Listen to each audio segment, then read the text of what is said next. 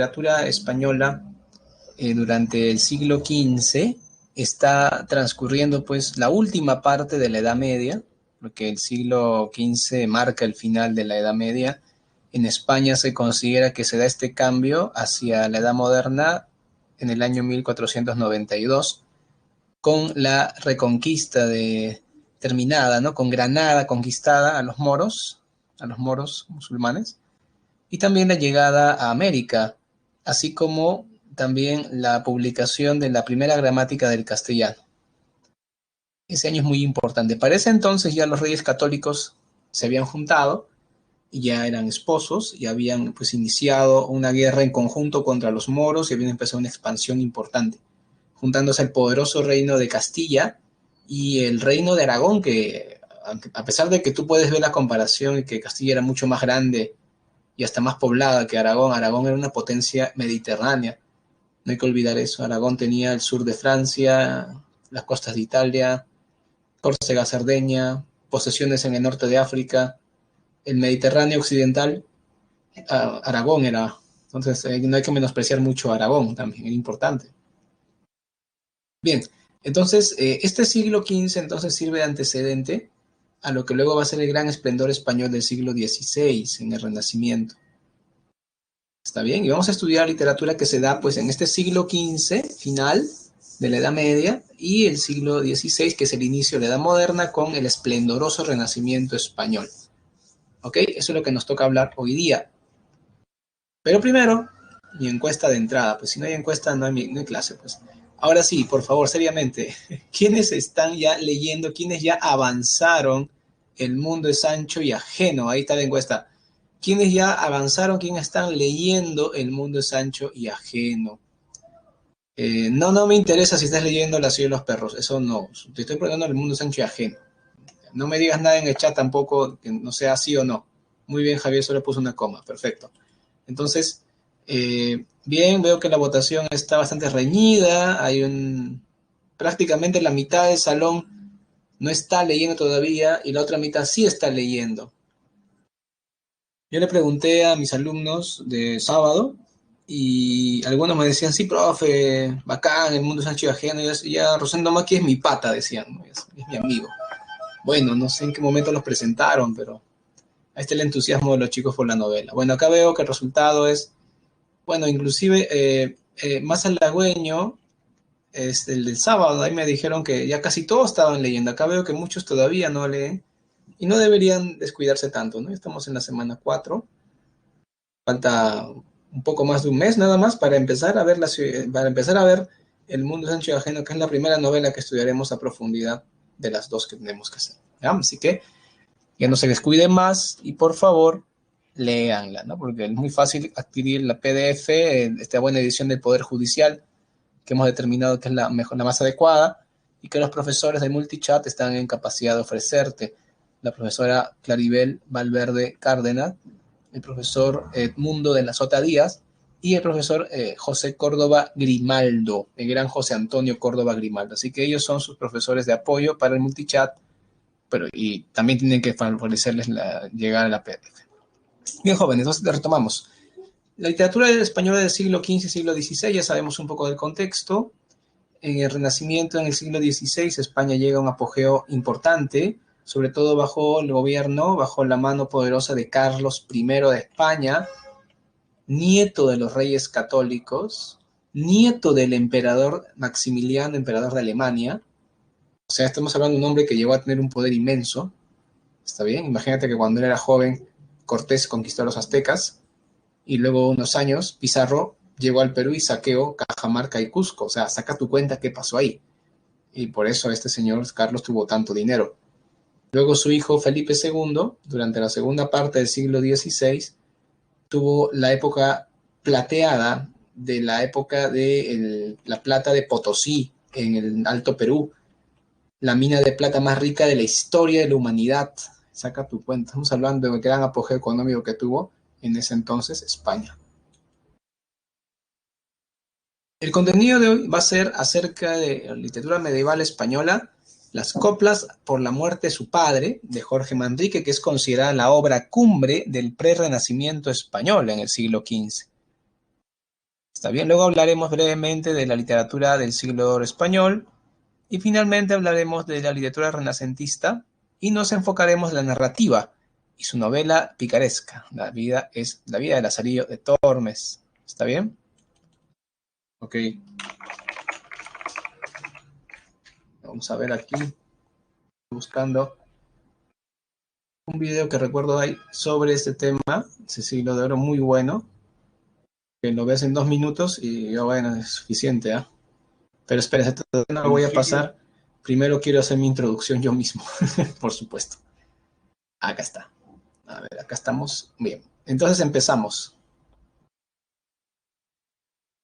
Bien, brevemente, ¿no? Esta parte ameritaría una clase aparte, o sea, una clase solamente de este tema, es sobre todo a mí que me encanta la historia, pero no puedo, pues así que lo tengo que hacer resumido muy a mi pesar.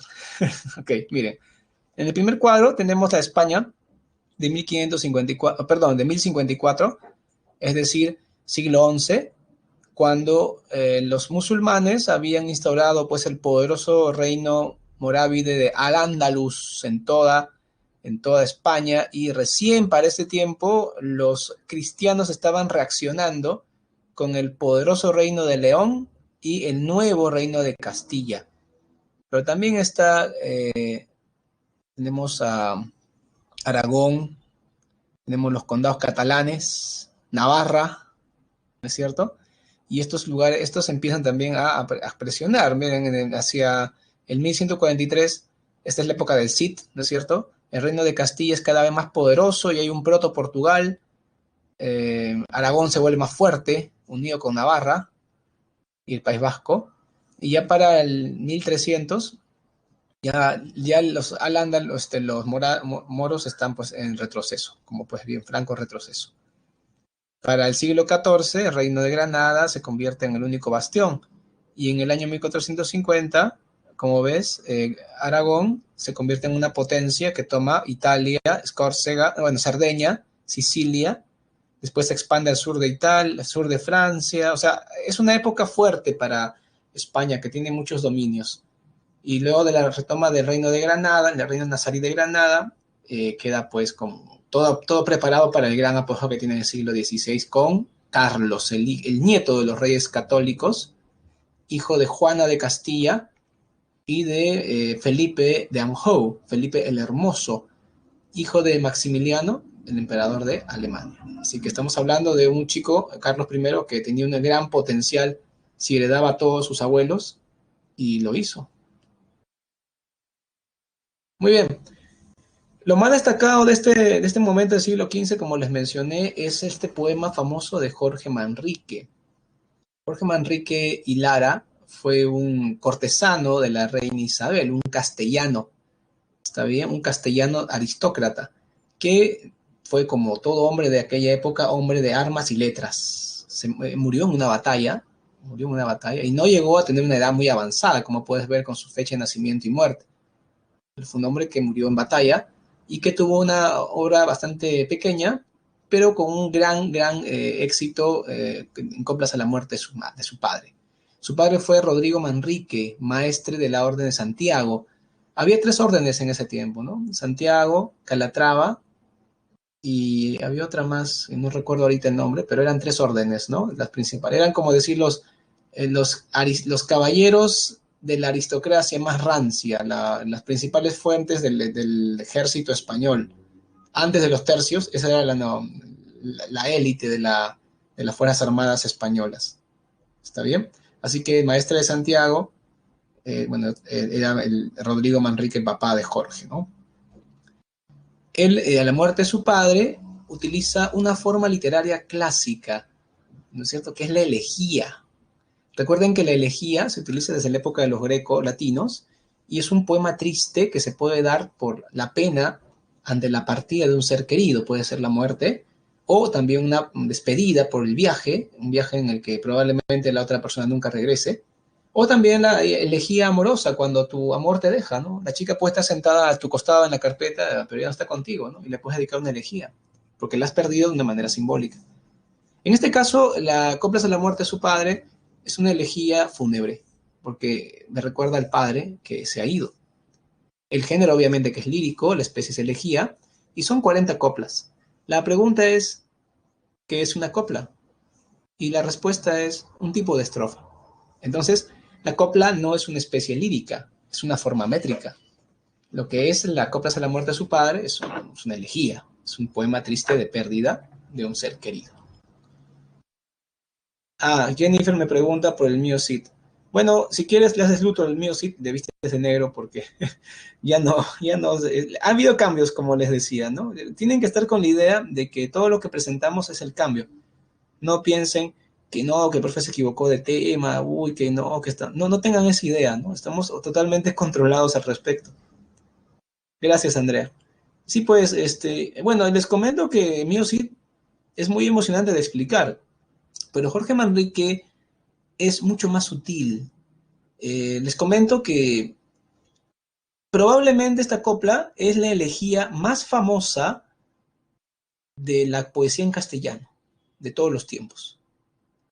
Solamente hay otra elegía que se puede comparar en su fama, en su importancia, en su trascendencia, y esta otra elegía se escribió ya en el siglo XX.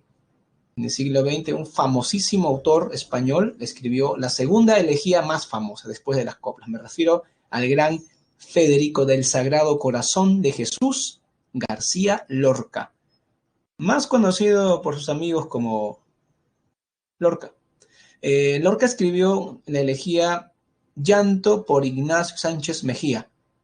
Bueno, es toda una historia, ¿no? Ignacio Sánchez Mejía, fue un amigo de la generación del 27, un mecenas, fue torero, fue catedrático, fue presidente del Club Real Betis de fútbol, fue aviador, o sea, imagínate, ¿no? También era aficionado al folclore flamenco, o sea, era un hombre multifacético, ¿no? Que murió, fue herido de muerte en la Plaza de Toros, y bueno, día y medio después de padecer, murió por la herida gangrenada, el asta de toro lo cogió del muslo, y ante esta muerte tan terrible, Federico García Lorca escribió la elegía Llanto por Ignacio Sánchez Mejía, que es uno de los poemas, después de Coplas a la muerte de su padre, la elegía más famosa, ¿no es cierto?, de la poesía en castellano de todos los tiempos. Pero bueno, veamos la principal, esta medieval del siglo XV, de Jorge Manrique.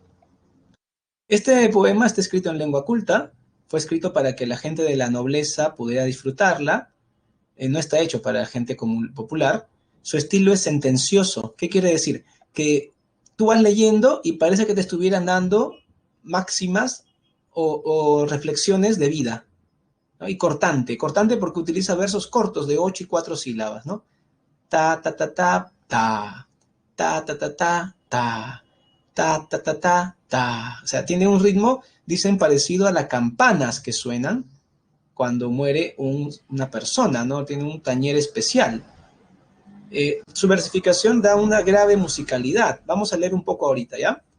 Usa 2 estancias de 6 versos octosílabos de pie quebrado. O sea, mira acá, 8-8-4. 8-8-4. Esto se refiere a las sílabas que tiene cada verso, ¿no? Listo. Y también la rima, ¿no? Ida, erte, ando. Ida, erte, ando. Ado, or. Ado, or. ¿Ven? La rima también es perfecta. Es una métrica y rima perfectas. Para entender un poquito la melancolía que tiene esta obra, voy a darme abajo, decirlo de una manera, de ponerles un pequeño episodio de esta serie, Isabel, que es una serie de televisión que dio sobre la reina Isabel, que fue contemporánea a Jorge Manrique. Jorge Manrique fue caballero de Isabel, es decir, era uno de sus hombres de armas de Isabel. Isabel fue una reina bastante melancólica, extrañaba mucho a su padre, el rey Juan de Castilla murió cuando era muy pequeña, y cuando se enamora de Fernando, porque entre ellos hubo amor, a pesar de que se casaron por un interés político, ¿no? Pero igual, había amor entre ellos, ella tenía miedo a que Fernando también algún día la deje, así que su padre la había dejado. Por eso es que ella lee las coplas de la muerte de su padre, siente que le da pena, le da miedo que también un día Fernando, su amado Fernando, también lo deje. Y pensando en eso, ella empieza a leer las coplas y se pone muy triste, muy sentimental. Vamos a escuchar la recitación que hace ella de este famoso poema que en su época era como que alguien lo publica ayer y yo estoy leyéndola hoy, ¿no? Era muy presente este pequeño episodio de la serie Isabel. Bueno, Isabel de Castilla, ¿no? Voy a mostrar, estamos ante una escena que refleja el sentimentalismo que genera esta copla. Algunos lo leen de mala gana, sin entonación, y como que no, está aburrido, dicen, ¿no? Pero la idea es un sentimentalismo acendrado a partir de la muerte del papá, ¿no? El recuerdo del padre. En este caso, Isabel teme que su amado Fernando Aragón muera pues antes que ella y ella tenga la pena de tener que enterrarlo. Y bueno, cumplió su promesa porque Isabel muere y Fernando vivió muchos años más, llegó bastante anciano. Como en Castilla no lo querían, los castellanos, se tuvo que ir a su Aragón y que dejó al mando a su hija Juana, que estaba loquita, y por eso llegó Carlos, el hijo mayor, y a los 18 fue coronado rey de Castilla. Luego heredó al abuelo Fernando, luego heredó al otro abuelo Maximiliano, y ya te imaginas, ¿no? Bueno, sigamos, jóvenes, que estamos hablando acá. Me están escribiendo, ¿ah? ¿Entender de existencialista? No, Ricardo, porque esta estética, este existencialista es del siglo XX y esta obra es del siglo XV, entonces no te adelantes tanto, ¿no? Tiene mucho que ver en las coplas a la muerte de su padre con el pensamiento medieval acerca del teocentrismo, porque Dios es el centro del mundo y la obligación del ser humano es ir hacia Él. Entonces todo lo que tú haces en tu vida es simplemente acercarte a Dios, porque cuando mueras te irás con Él. Lo dice en una parte, ¿no? Partimos cuando nacemos y caminamos mientras vivimos. Así que cuando fenecemos, descansamos, ¿no? O sea que cuando morimos ya descansamos del camino. Ya terminamos nuestro recorrido. Como que la vida fuera un tránsito hacia la muerte, simplemente. Recuerda que en la Edad Media el pensamiento era que el ser humano era un valle de lágrimas. ¿Se dan cuenta? Esa es la idea. ¿Ok? Muy bien. Entonces, jóvenes, bueno, estoy seguro que acá no nos da mucho. Bueno, más o menos. Yo quería leer con ustedes la copla un poco más. Me interesa más. Esta copla no hay que tomarla así como algo que es aburrido y punto, ¿no? Hay que tomarlo como algo que se puede estudiar y que tiene un gran significado. A ver, estoy compartiendo con ustedes, lo encontré en internet aquí, ¿ya? Recuerda el alma dormida, aviva el seso y despierte, contemplando cómo se pasa la vida, cómo se viene la muerte, tan callando. Cuán presto se va el placer, como después de acordado, da dolor, como a nuestro parecer, cualquiera tiempo pasado, fue mejor. Pues si vemos lo presente, como en un punto se ha sido y acabado, si juzgamos sabiamente, daremos lo no venido por pasado. No se engañe nadie, no, pensando que ha de durar lo que espera. Más que duró lo que vio, pues que todo ha de pasar por tal manera. Nuestras vidas son los ríos que van a dar a la mar, que es el morir. Allí van los señoríos, derechos hacia acabar y consumir. Allí los ríos caudales, allí los otros medianos y más chicos. Y llegados son iguales los que viven por sus manos y los ricos. Dejo las invocaciones de los famosos poetas y oradores. No curo de sus ficciones, que traen hierbas secretas sus sabores.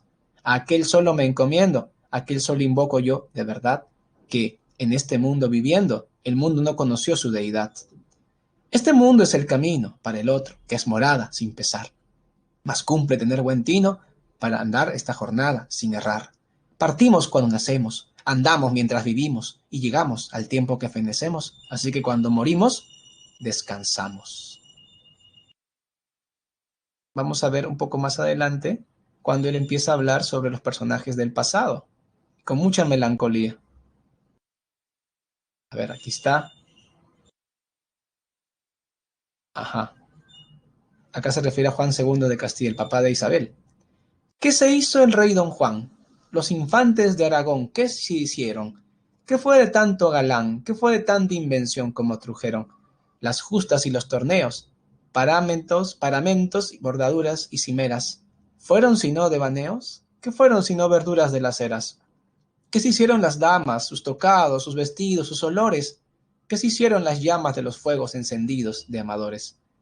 ¿Qué se hizo aquel trobar, las músicas acordadas que tañían? ¿Qué se hizo aquel danzar, aquellas ropas chapadas que traían? Bueno, entonces lo que estamos notando aquí Es que constantemente el poeta está reflexionando acerca de todo el esplendor que tiene un opacamiento, todo el esplendor que llega a un final.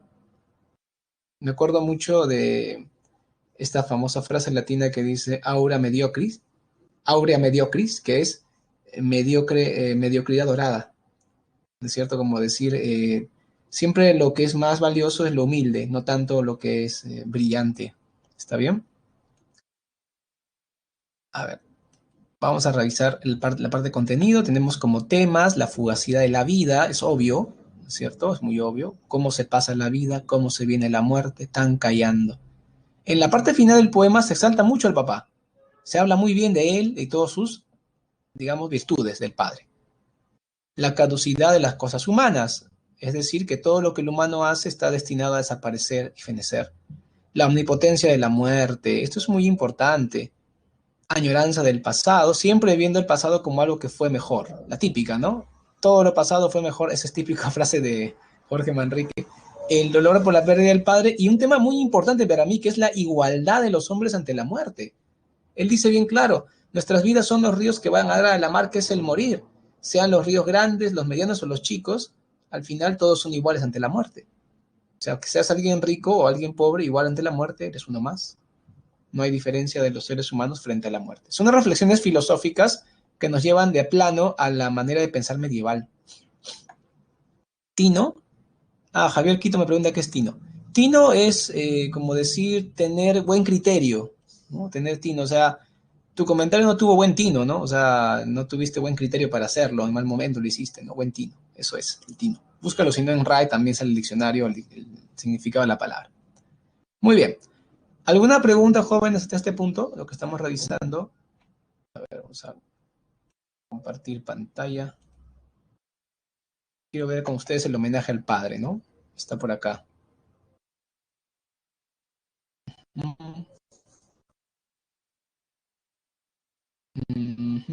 Acá está, acá está. Aquel de buenos abrigo, amado por virtuoso de la gente, el maestro don Rodrigo Manrique, tanto famoso y tan sus hechos y claros, no cumplen que los alabe, pues los vieron, ni los quiero hacer caros, pues que el mundo todo sabe cuáles fueron. Qué amigo de sus amigos, qué señor para criados y parientes, qué enemigo de enemigos, qué maestre de esforzados y valientes, qué seso para discretos, qué gracia para donosos, qué razón, cuán benigno a los sujetos y a los bravos y dañosos, qué león Octaviano, Julio César en vencer y batallar, en la virtud africano. Acá se refiere a africano, ¿no? Aníbal en el saber y trabajar, en un trajano, en liberalidad con alegría, en su brazo Aureliano, Marco Atilio, en verdad que promete. Antonio Pío en clemencia, Marco Aurelio en igualdad del semblante, Adriano en la elocuencia, Teodosio en la humanidad y buen talante, Aurelio Alejandro fue en disciplina y rigor de la Constantino, Camilo en el gran amor de su tierra. Bueno, acá mencioné un montón de personajes, de la época sobre todo romana, para, digamos, dar una pincelada de su papá. Se dan cuenta del homenaje que también quería llegar. Muy bien, jóvenes. Entonces, si no hay consultas, ya terminamos esta parte. Vamos con el siglo de oro.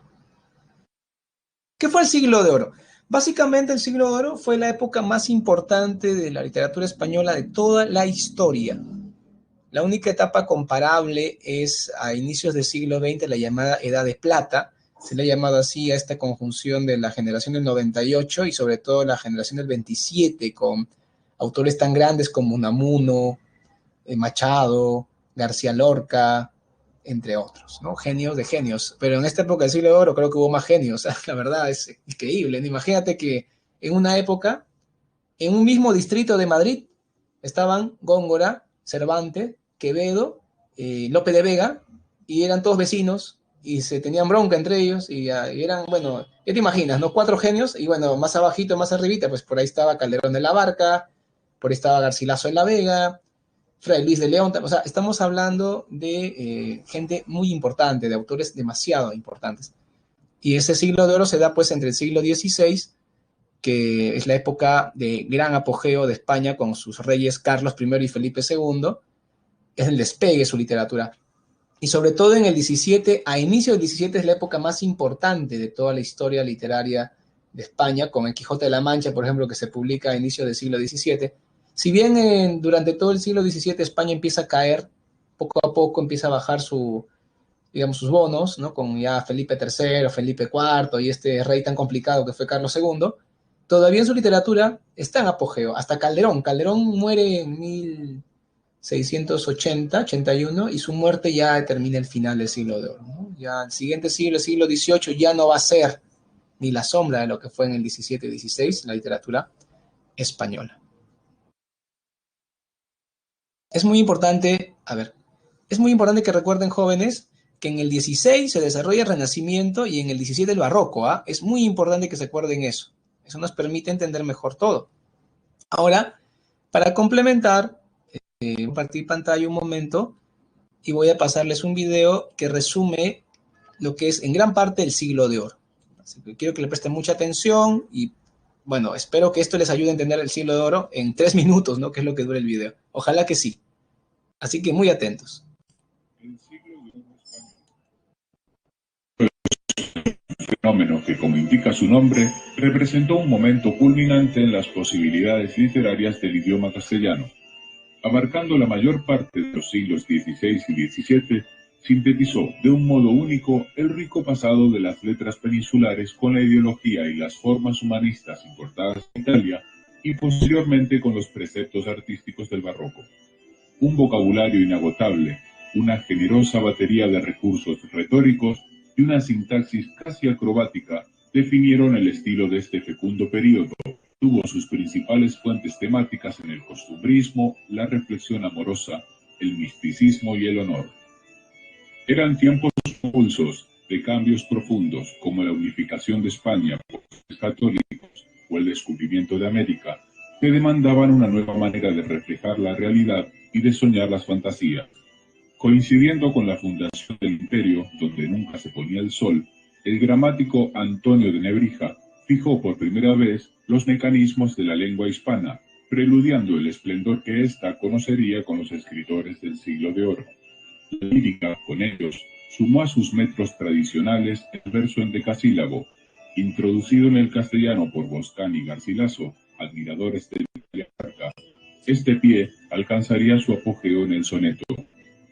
Dos escuelas antagónicas, las de Salamanca y Sevilla, la una encabezada por Fray Luis de León y de estilo cristalino, y la otra, liderada por Fernando de Herrera y proclive a la complejidad formal, sentarían las bases que en el siglo XVII resultarían en el conceptismo de Quevedo y el culteranismo de Góngora. Las plumas de la Cruz y Santa Teresa de Jesús brillarían por su lado en la literatura mística. También viviría horas de gloria en el siglo de oro, cuando el drama y la comedia peninsulares llegan a su madurez gracias a Lope de Vega, Tirso de Molina y Pedro Calderón de la Barca. Sus obras escénicas, centradas en asuntos como el honor y el libre albedrío, serían un espejo fiel de las preocupaciones de sus contemporáneos, con personajes de todos los estratos sociales, tramas intrincadas y una exquisita belleza verbal. En lo que concierne a la narrativa, se decantó por un realismo protagonizado por antihéroes, los pícaros, cuyas aventuras y desventuras eran retratadas con gran crudeza y no poco humor. La alcahueta celestina, de Fernando de Rojas, inauguraría esta galería de seres marginales, seguidas por el anónimo Casario de Tormes o el Guzmán de Alfarache, de Mateo Alemán. Mención aparte merecerá Miguel de Cervantes, padre de la novela corta en español, a través de sus novelas ejemplares, de la novela moderna universal con Don Quijote de la Mancha. Verdaderamente una edad dorada para las letras. Muy bien. Este video supongo que les genera a ustedes algunas preguntas, algunas dudas. Me gustaría saber cuáles son en las preguntas, porque después de esas preguntas nos enfocaremos en la narrativa renacentista, la novela picaresca. A ver, ¿alguna pregunta, duda sobre lo que hemos estado viendo hasta ahora del siglo de oro? Bueno, obviamente este video es una síntesis, ¿no? Y obviamente se puede explicar mucho más, pero necesito saber qué es lo que desean ustedes profundizar.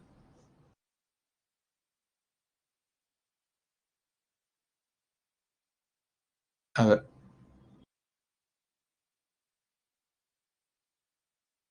Oh, se ve que están reflexionando mucho.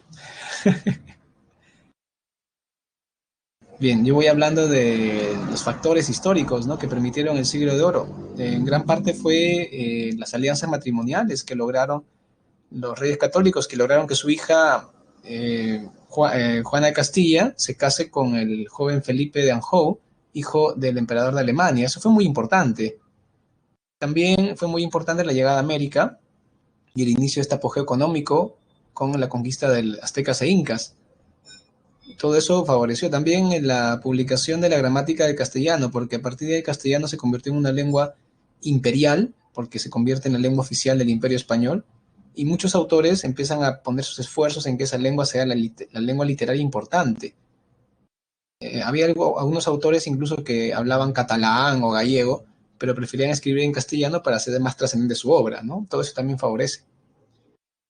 El culteranismo, a ver, Ricardo Pajuelo dice en qué consistía la escuela sevillana y la Salamanca. Bueno, las escuelas poéticas de Salamanca y Sevilla son escuelas que aparecen en la segunda parte del siglo XVI, a partir de los aportes que Garcilaso de la Vega hace al introducir la métrica italiana a España. En Salamanca, a partir de la Universidad Salamanca, que es la más antigua de España, fundada en el siglo XIII, y en Sevilla, porque era una ciudad cosmopolita. Sevilla es la ciudad más importante de toda España hasta bien entrado al siglo XVIII. O sea, Madrid era un pueblito en ese tiempo, ¿no? En cambio, Sevilla era una ciudad opulenta, importante, y con el monopolio del puerto de Cádiz sobre el comercio con las Indias, me refiero a América. Bueno, ahí Sevilla estaba cerca y Sevilla era la ciudad, pues, más poderosa, ¿no? Y se forman grupos de humanistas y ahí destaca la Escuela Sevillana de Poesía, donde está Fernando de Herrera. Y en cambio, en Salamanca destaca Fray Luis de León, ¿no? Son los grandes poetas del segundo Renacimiento español. A partir de la escuela sevillana, que era muy dada a hacer poemas complejos, se empieza a ver el culteranismo de Góngora. Y a partir de la escuela salmantina, que era dada a ver poemas de una manera más sencilla, con versos más simples, tenemos la escuela conceptista de Quevedo, que hacía versos menos complejos a nivel formal, pero más profundos a nivel de contenido, ¿no?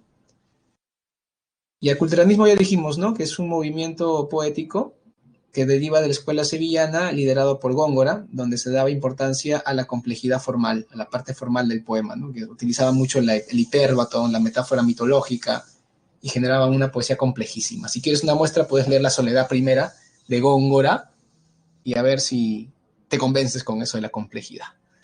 Bien, si no hay más preguntas, vamos a avanzar. ¿Está bien? Buenas preguntas, me permiten desarrollar un poco de la poesía del siglo de oro.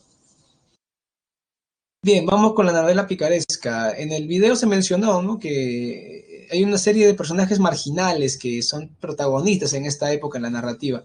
Y sí, pues, la épica del siglo de oro destaca mucho con la novela picaresca.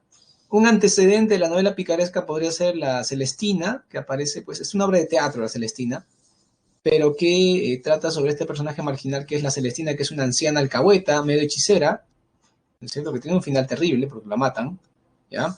Y de ahí viene, pues, como producto de la novela picaresca, propiamente dicha, con el Lazarillo de Tormes, cuya primera vez que se va a publicar es en el año 1553, ¿no? En 1553 se publica de autor anónimo, pero en el 54, o sea, en 1554, se hace tan masiva la novela que en toda España, hasta inclusive en los Países Bajos, se publica la novela, se vuelve masiva.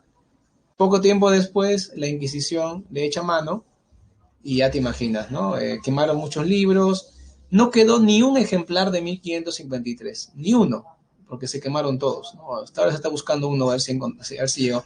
Pero de 1554, como se llegaron a publicar muchas ediciones, han quedado hasta la actualidad una docena de ese año.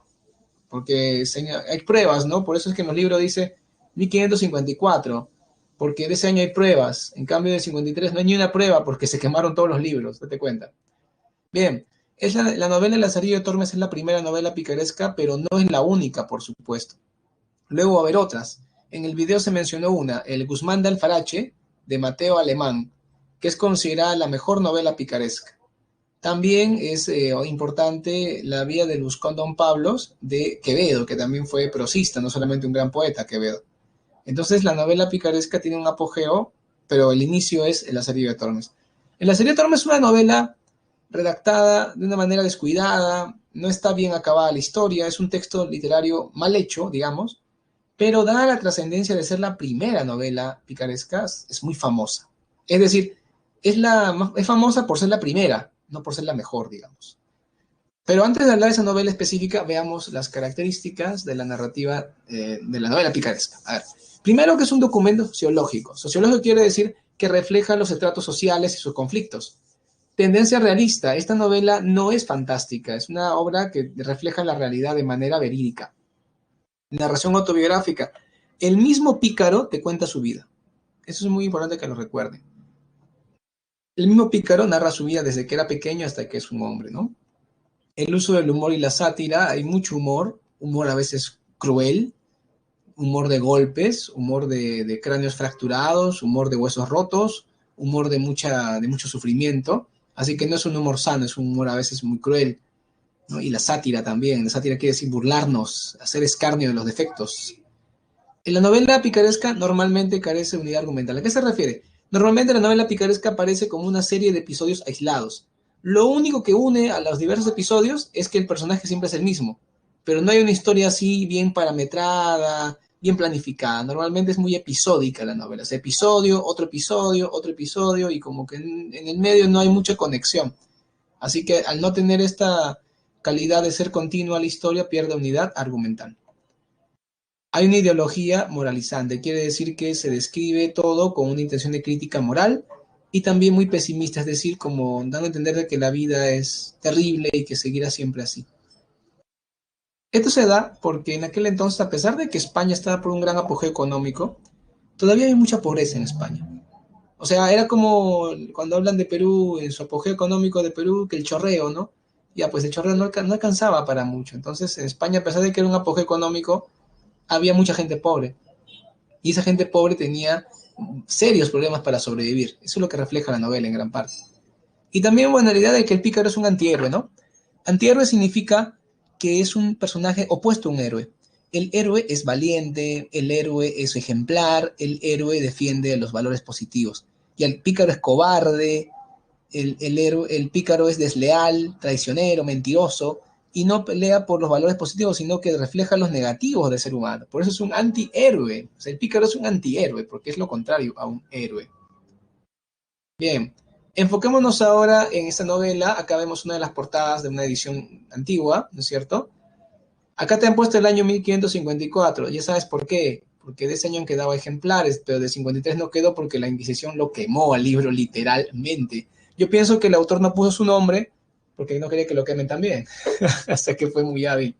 Y también pienso que él no puso su nombre y también no lo terminó de escribir bien, ¿no? O sea, lo dejó a medio hacer y lo lanzó al ruedo, ¿no? Digamos, lo publicó sin que sepa quién era. Claro, esto lo hizo también seguramente porque la obra le quemaba en las manos. Dijo, mientras más tiempo lo tenga en mis manos, más fácil va a ser que alguien me encuentre con este texto, ¿no? Entonces parece que de alguna manera logró enviarlo a una imprenta de manera anónima con un dinero para que lo publiquen, y la obra era tan buena, tan original en su tiempo, que estaba la gente leyendo solo novelas de caballería y novelas de pastoriles, que la gente, a pesar de que esta obra no tenía quien le impulse, solita se ganó fama, y los editoriales, bueno, las imprentas dijeron, hay que imprimirlo para ganar plata. Y se hizo muy popular. Es como decir en términos actuales de ustedes, se hizo viral, ¿no? Se viralizó en las redes sociales, ya se viralizó en los circuitos de lectura, y la gente quería leer. Así que a pesar de que no había un autor que promoviera, la obra solita se hizo fama y empezó a ser reproducida por las imprentas porque la gente quería leer, justamente. El género es épico, la estructura es un prólogo y 7 tratados, pero mucho cuidado, el prólogo es como un primer capítulo, ¿eh? Mucho cuidado. El tratado 7, el tratado séptimo, se cierra perfectamente con el prólogo. O sea que yo siempre digo que esta es una historia, una narración autobiográfica en primera persona. Lázaro te cuenta su vida desde que es un hombre y dice, ahora que yo soy tal cosa, yo soy Lázaro, todo, te voy a contar mi vida desde que era niño, y pum, empieza a contar su vida, y vuelve al mismo punto donde empezó. ¿Te das cuenta? Vuelve al mismo punto donde empezó. Entonces, si tú no has leído el prólogo y de frente lees el primer tratado, cuando le terminas la historia, como que no cierras bien el sentido. ¿Por qué? Porque te falta un eslabón de la cadena, te falta el prólogo. Así que si tú lees la obra, por favor, lee el prólogo. No te pierdas el prólogo. Es importante el prólogo porque es como un primer capítulo que permite unir el séptimo con el inicio. Y se cierra el círculo. Acuérdate, ¿ah? El tema principal es la honra y la pobreza, ¿no? O sea que la honra como un tema en aquel entonces polémico. ¿Por qué es polémico? Porque la gente tiene una mala idea de lo que es la honra. La honra, imagínate la honra de Mio Cid, un hombre que defendía su honor ante todo, pero acá no, acá la honra es pura apariencia. O sea, se critica que en la España de aquel entonces la honra era pura apariencia. Tú tenías que aparentar tener honra, no que de verdad tuvieras. Eso lo aprende Lázaro con su tercer amo, el escudero, ¿no es cierto? Así que ya te imaginas, ¿no? Estamos hablando de un personaje que considera que la honra es la apariencia, aparentar ser honrado, ¿no? O ser famoso, no necesariamente serlo en la vida real. Temas secundarios. Bueno, la supervivencia. Lázaro padece mucho para poder sobrevivir, no morirse de hambre. Me hace recordar mucho al Chavo del Ocho, Lázaro, porque a veces no tenía que comer, nunca desayunaba, nunca comía. La marginalidad. Él es una persona que desde pequeño vive al margen de la ley, al margen de la sociedad.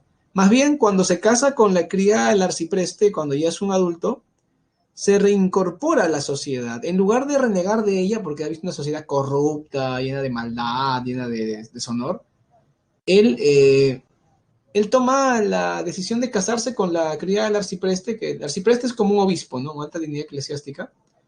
Y bueno, cuando se casa con ella, vuelve a entrar en la sociedad oficial. En lugar de renegar de esa sociedad que es tan corrupta, quiere ser parte de ella. Por eso algunos autores hablan del pecado de Lázaro, como haciendo alusión a esta idea de que él, en lugar de renegar de la sociedad corrupta en que vive, quiere ser parte de ella, ¿no? Una situación un poco extraña. Claro, la idea de el pecado de Lázaro es una idea figurada, no piense que es literal. También tenemos la crisis española, porque España, a pesar de que tenía dinero de las Américas, internamente estaba mal, había mucha pobreza, el hambre, el aprendizaje, la corrupción de la iglesia, eso es muy importante, porque durante toda la obra Lázaro tiene 9 hombres a los que va a servir. De los 9, igual son amos, ¿no? Cuando eres niño, adolescente, tiene amos. Entonces, de estos 9, 5, escucha bien, ¿eh? 5 son eclesiásticos. De los 5, 4 quedan muy mal y uno como que te deja la duda de que es también medio corrupto. O sea, estamos hablando de que prácticamente todos los curas, los eclesiásticos, son gente mala. Son gente con problemas morales, con problemas de actitud, problemas también psicológicos inclusive. ¿Ya? La falsa apariencia y el deshonor también son temas importantes. Bueno, acá están las claves, pero primero de ver las claves, quiero ver las preguntas. ¿Está bien? A ver, ¿dónde están las preguntas? Ya.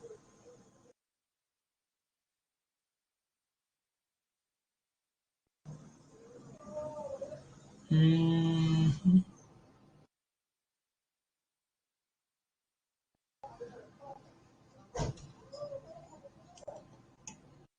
a mí pensé que la tenía por acá. Bueno, en fin. Ya, jóvenes, les voy a dar las claves porque no encuentro las preguntas que tenía acá. Ustedes tienen las separadas en su mano ya. Pero antes de todo, quiero iniciar la encuesta, no es que me olvide. A ver, la encuesta docente, por supuesto. ¿Ya? Mientras, de la encuesta docente, yo les doy las claves y también quisiera saber sus preguntas sobre este tema, ¿no? Sobre Lazarillo de Tormes, la novela picaresca.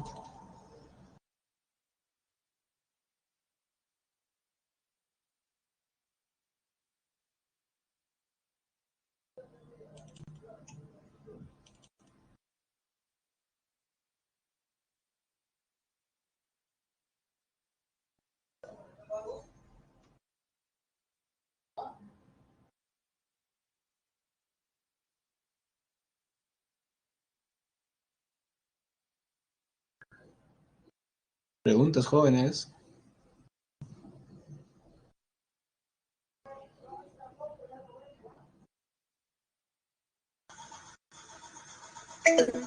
Ajá.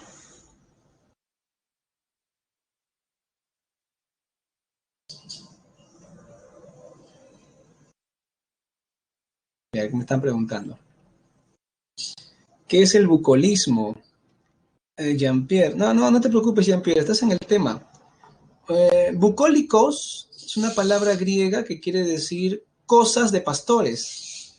Cuando hablamos de bucolismo nos referimos a la característica de hablar de los pastores, de las novelas pastoriles o de la poesía pastoril, ¿no? Eso es el bucolismo. Normalmente hace referencia a la naturaleza y el amor, porque los pastores eran idealizados como personas que vivían en contacto con la naturaleza, tenían amores, y como están tiempos solos ahí con sus rebaños, normalmente tenían la pasividad para poder dedicarse a la poesía, a recitar poemas de amor, ¿no? Es el bucolismo.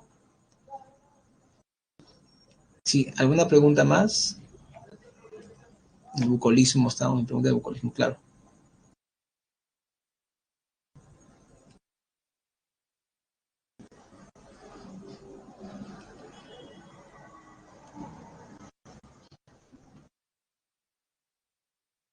Bien, entonces, nada más preguntas, vamos a revisar nosotros las preguntas que tenemos aquí en la semana 4. Bueno, me estoy olvidando, ¿cómo va la encuesta? A ver, ¿cuántos faltan? A ver, faltan 6 que voten, por favor, los 6 que faltan, voten también, no se olviden.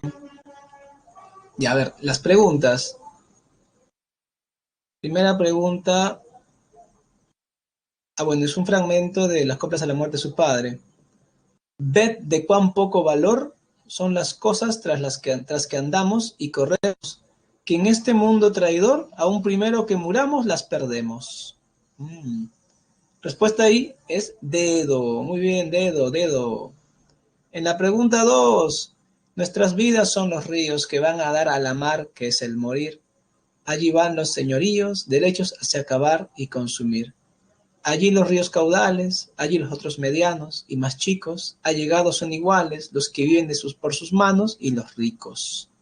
¿Qué tema destaca en este fragmento? A ver, ¿qué tema destaca? En el chat pueden comentar. ¿Qué tema destaca? Ajá. A ver, destaca, dicen que es con B de Brahma. Y eso es verdura. Muy bien, la igualdad de todos ante la muerte. La pregunta 3. Estos reyes poderosos que vemos por escrituras ya pasadas, con casos tristes, llorosos, fueron sus buenaventuras trastornadas. Así que no hay cosa fuerte que a papas y emperadores y prelados así los trata la muerte, como a los pobres pastores de ganados. Mira qué fuerte, ¿ah? En relación a los versos citados, marque la alternativa que completa correctamente el siguiente enunciado. La elegía Coplas a la muerte de su padre, Jorge Manrique, presenta un estilo. ¿Qué tipo de estilo? ¿Qué marcan ahí? En la pregunta 3, Ricardo Pajuelo dice que es la C. Muy bien, Ricardo. En la 3 es la C. Perfecto. Bueno, en la 4 marcamos dedo, ¿no es cierto? Dedo. Y la 5 marcamos casa. Muy bien, casa. A ver, ¿cómo va la votación?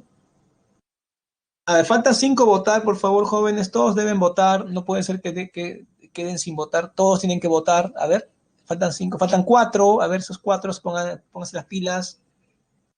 Seguimos. En la pregunta número 6, a ver, hay que marcar la alternativa que completa. Con respecto al fragmento citado de la vida de la serie de Tormes, el fragmento anterior, ¿no? Allá. En la pregunta 5 han hecho un fragmento. Este es con el clérigo avaro. Claro, este es el clérigo avaro, el segundo amo que tuvo después del ciego, ¿no? A cabo de 3 semanas que estuve con él, vine a tanta flaqueza que no me podía tener en las piernas de pura hambre. Vime claramente ir a la sepultura, si Dios y mi saber no me remediaran. Y por ocultar su gran mezquindad, decíame, se refiere al clérigo avaro, ¿no? Mira, mozo, los sacerdotes han de ser muy templadores en su comer y beber, y por esto yo no me desmando como otros. Mas el lacerado mentía falsamente, porque en cofradías y mortorios que rezamos, a costa ajena comía como lobo y bebía más que un saludador. ¿Y por qué dije de mortuorios? Dios me perdone, que jamás fui enemigo de la naturaleza humana, sino entonces. Y era porque en estos comíamos bien y me hartaban. Y cuando dábamos sacramento a los enfermos, con todo mi corazón y buena voluntad, rogaba al Señor que no le echase salvación, como se suele decir, más que le llevase de acá a este mundo. Y cuando alguno de estos escapaba, Dios me lo perdone, que 1000 veces le daba al diablo. Y el que se moría, tantas veces bendiciones, llevaba de mí dichas. Esto quiere decir que Lázaro estaba tan desesperado de comer que deseaba que la gente muera para poder comer en los velorios, ¿no? Porque iba al clérigo y aprovechaba para poder comer. La clave, entonces, ¿cuál es, jóvenes? En esta pregunta, le dijimos que la 5 es la C. Y en la 6, a ver, con respecto al fragmento citado de la vida de Lazarillo Tormes, podemos afirmar que, ¿cuál es la opción, jóvenes? Bien, en la encuesta faltan 4 alumnos. Bueno, creo que esos 4 alumnos están descansando, no van a votar ya. Okay. ¿Cuál es la clave entonces, jóvenes, en esta pregunta? En la 6. A ver, por acá. Andrea me dijo por qué la C. ¿Te refieres a la 5, Andrea?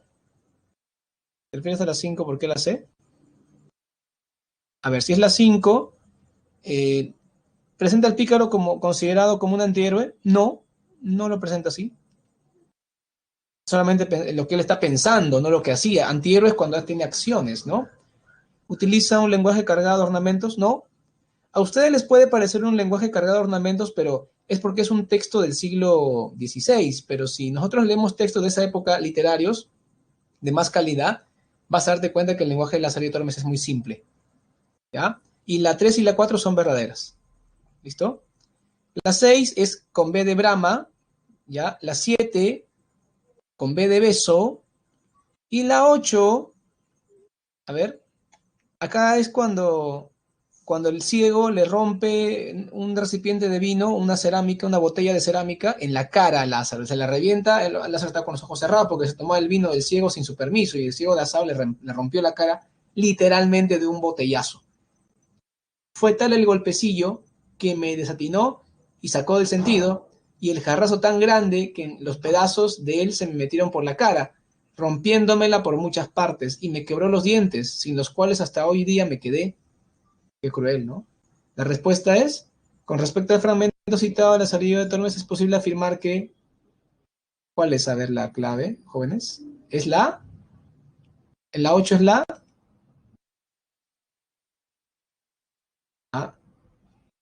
Ah, ok. Bueno, la 8, no me han dicho la 8, jóvenes. Sí, es la... Muy bien, Ricardo Pajuelo, atento.